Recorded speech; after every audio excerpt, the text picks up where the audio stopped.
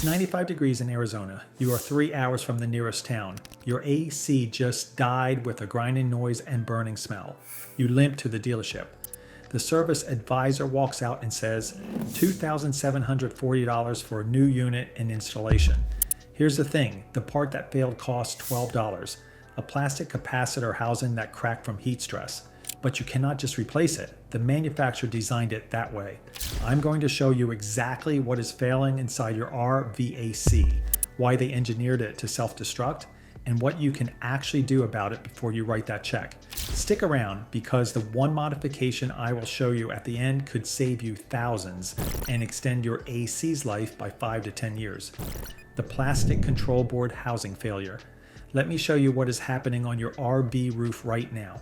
Your AC control board sits inside a plastic housing, not metal, plastic, a BS plastic, the same material used in desk organizers and children's toys. Dometic and Coleman Mach use plastic because metal costs $8 to $12 more per unit. When you are manufacturing 200,000 units per year, that is $2.4 million in savings. The beam counters chose plastic where metal belonged. Your RV roof reaches 140 to 160 degrees Fahrenheit in summer. At night, it drops to 70 to 90 degrees. That is a 50 to 90 degree swing every day. ABS plastic is rated for 140 to 180 degrees, but that assumes stable temperatures, not thermal cycling. The material expands during the day, contracts at night, and after 3 to 5 years, it cracks. Translation, your AC's brain is housed in a material designed for desk organizers, operating in an environment that would melt a dashboard.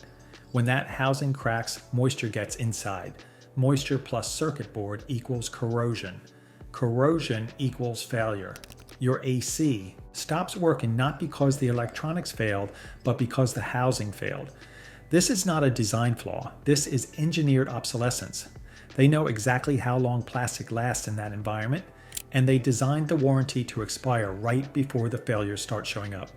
The undersized capacitor scandal. The second most common failure point is the run capacitor.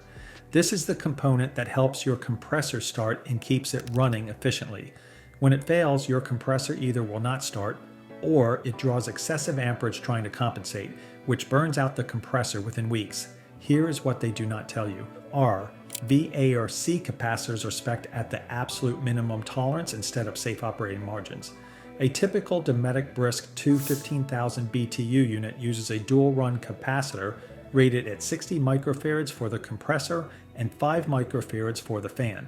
Compare that to a residential AC unit of the same cooling capacity and you will find capacitors rated at 70 to 80 microfarads. That 20% difference matters because your RVAC operates under worse conditions. Higher ambient temperatures, voltage fluctuations from campground power, vibration from driving. A residential AC sits in a climate-controlled attic at 90 to 110 degrees max. Your RVAC sits on a roof baking at 150 degrees with the sun beating down and the compressor heat radiating back up. Translation, they gave you a capacitor designed to barely handle the job on a good day, then put it in the worst possible environment. An undersized capacitor working overtime in extreme heat fails faster. The average lifespan for an RVAC capacitor is 3 to 5 years. A residential unit capacitor, 10 to 15 years. Same basic technology, wildly different operating margins. When that capacitor fails, it takes your compressor with it. A $10 capacitor failure becomes a $2,000 compressor replacement because the manufacturer sealed the refrigerant system. No service ports, no way to save the compressor once it is damaged. You are buying a whole new unit. If this is making your blood boil, you are not alone. Drop a comment below and tell me what your dealership quoted you for AC repairs. Let's build a database of this markup insanity. The $2,000 trap. So your capacitor failed or your control board cracked. You think, fine, I will just order the part and replace it myself. Wrong. Dometic discontinues parts 3 to 5 years after production. Coleman Mach is slightly better but still phases out components. The parts distribution network is controlled by the manufacturers and they prioritize whole unit sales over individual components. Even if you find a control board, it might be serialized to match your specific unit. Dometic explicitly designed some boards with proprietary connectors that will not work with older models. This forces you to buy their current production model, which costs $630 to $1,695. Let us talk about labor. A capacitor replacement takes 30 minutes if you know what you are doing. Dealerships charge $150 to $175 per hour and bill it as a 4-hour job. That is $700 in labor for a 30-minute repair. The capacitor costs $10. You are paying $710 total for something that should cost $50. Here's the script they use. Your unit is 7 years old. We could replace the capacitor for $700. But honestly, you are just delaying the inevitable. The compressor is probably on its way out too. For $2,740, we can install a brand new unit with a 2-year warranty, and you will have peace of mind. Translation, we could fix the $12 part, but we would rather sell you a $630 unit marked up to $2,000 with $740 in inflated labor charges. That peace of mind lasts until the new unit's plastic housing cracks in 3 years and you are back at the dealership writing another check. This is not customer service. This is a subscription model disguised as a repair industry. If you want to stop playing this game, hit that subscribe button. Every video on this channel is about teaching you to audit the RV industry instead of getting audited by it. The Dometic dominance problem. Dometic acquired Atwood in 2014. That gave them control over 2 of the 3 major RVAC brands. Coleman Mack, owned by Airxcel, is the only real competitor left. Go into any RV forum and search for Dometic Brisk 2 compressor failure. You will find hundreds of posts from 2017 to 2019. Compressor blowing rings, refrigerant leaks, units failing within 2 to 4 years. I have seen reports of owners on their 4th Dometic unit in 7 years. Coleman Mach is not innocent here either. They watched Dometic cut costs and had to compete. Both brands now use the same offshore suppliers for capacitors and control boards and plastic housings.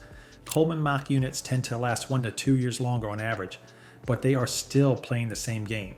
There is no premium option. You cannot pay more for a better built RVAC because the market has consolidated to the point where everyone uses the same cost-cutting playbook. This is what monopoly looks like in the RV industry. What actually works? The safe list. If your AC is still running, here is what you do. Replace the capacitor proactively every 3 to 5 years. Do not wait for it to fail. Buy a Supco B11365 start capacitor or a Dometic 3312195 0.000 run capacitor rated at 60/5 microfarads. These cost $10 to $80. Install it yourself or hire an independent HVAC tech for $100. $5 per hour instead of a dealership at $175.